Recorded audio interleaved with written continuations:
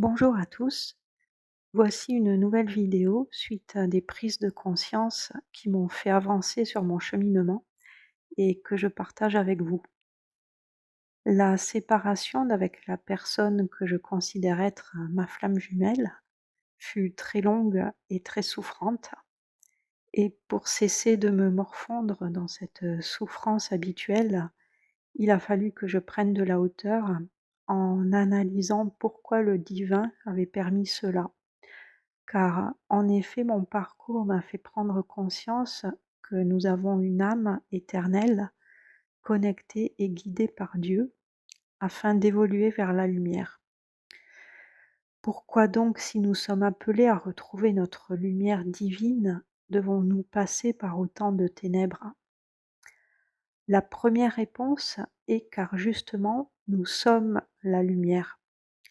Le Christ, dans l'Évangile de Matthieu, au chapitre 5, versets 14-16, dit: Vous êtes la lumière du monde. Quand une ville est construite sur une montagne, elle ne peut pas être cachée. Et quand on allume une lampe, ce n'est pas pour la mettre sous un seau. Au contraire, on la met bien en haut et elle brille pour tous ceux qui sont dans la maison.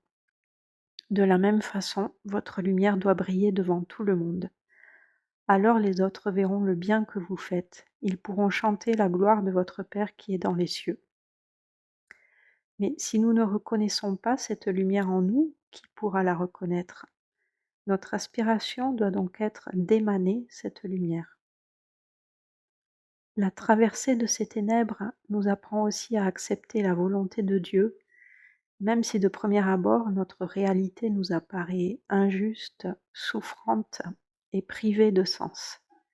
C'est un test de foi et d'abandon total à Dieu, en ayant confiance qu'il sait ce qu'il fait et que la noirceur qu'il permet dans nos vies concourt finalement à notre salut. Toujours dans l'Évangile de Matthieu, au chapitre 6, versets 33-35, le Christ affirme: Cherchez premièrement le royaume et la justice de Dieu, et toutes ces choses vous seront données par-dessus. Ne vous inquiétez donc pas du lendemain, car le lendemain aura soin de lui-même.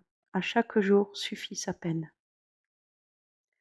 Or, en désirant quelque chose ou quelqu'un qui n'est pas dans notre présent, nous rejetons la volonté de Dieu pour partir à la recherche de nourriture terrestre, et ainsi nous ne faisons qu'accentuer notre vibration de manque, de frustration, d'insatisfaction.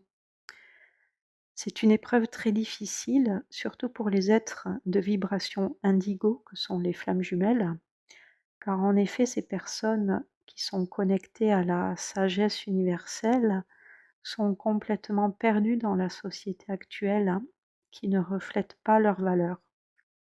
Elles souffrent atrocement de cette dichotomie entre leur nature et le monde d'aujourd'hui, d'où leur volonté de se battre, de se rebeller pour changer les choses, pour faire évoluer les consciences. Mais là aussi c'est un test de Dieu, car ces personnes doivent apprendre à accepter le monde actuel tel que Dieu permet qu'il soit, avec toutes ces injustices, ces ignorances, ces cruautés, ces bêtises, et de rester cette lumière au milieu des ténèbres. Il semble que l'humanité et la Terre doivent traverser cette noirceur, cela fait partie du plan divin. Nous ne pouvons donc lutter contre Dieu pour changer les choses, mais nous plier à sa volonté. Et c'est face à ce lâcher-prise que nous abandonnons tous nos combats, même celui de nous réconcilier avec notre flamme jumelle. Nous acceptons avec humilité et confiance la volonté divine qui est actuellement de nous tenir séparés l'un de l'autre. Et puisque nous avons évoqué l'évangile de Matthieu, nous y retrouvons au chapitre 7, verset 21, les paroles du Christ sur ce thème. Ceux qui me disent « Seigneur, Seigneur » n'entreront pas tous dans le royaume des cieux, mais celui-là seul qui fait la volonté de mon Père qui est dans les cieux. Et qu'est-ce que la volonté du Père si ce n'est de s'abandonner à sa providence? Cette séparation reflète aussi la séparation originelle, depuis la chute du paradis, de l'homme d'avec Dieu, et d'avec son autre côté, Ève, dont la création reflète l'union divine. L'union de deux principes opposés et complémentaires permettant de faire mouvoir la création. Que serait le jour sans la nuit, la terre sans le ciel, l'homme sans Dieu, le Christ sans Marie, la sagesse sans l'amour, le conscient sans l'inconscient, la lumière sans l'ombre? De même, que serions-nous sans notre jumeau d'âme? La société actuelle nous fait nous percevoir comme une moitié incomplète, comme un être isolé au lieu d'un composant d'une union. Heureusement, le reflet de notre flamme jumelle vient nous rappeler que notre nature ontologique est d'être deux et non un, tel le yin-yang. Ô miroir de la flamme jumelle, si je ne reconnais pas ma lumière, comment l'autre pourrait la reconnaître? Ô miroir de la flamme jumelle, si je vibre le manque et la frustration, comment l'autre pourrait-il me refléter autre chose? Ô miroir de la flamme jumelle, si je lutte contre la volonté divine d'être séparé de l'autre, comment l'autre pourrait-il cesser de lutter contre la volonté divine d'être réuni à moi? Ô miroir de la flamme jumelle, si je me vois comme un être isolé, comment l'autre pourrait-il nous voir comme un couple? Encore une fois, nous constatons que la fascinante rencontre avec sa flamme jumelle nous amène à des prises de conscience très profondes, nous permettant d'atteindre des vérités universelles encore voilées à notre civilisation. Je terminerai sur ces paroles du Christ dans l'Évangile de Matthieu, chapitre 6, versets 5 à 13. Et quand vous priez, ne soyez pas comme les hypocrites. Ils aiment à se tenir debout dans les synagogues et au carrefour pour bien se montrer aux hommes quand ils prient. Amen, je vous le déclare, ceux-là ont reçu leur récompense.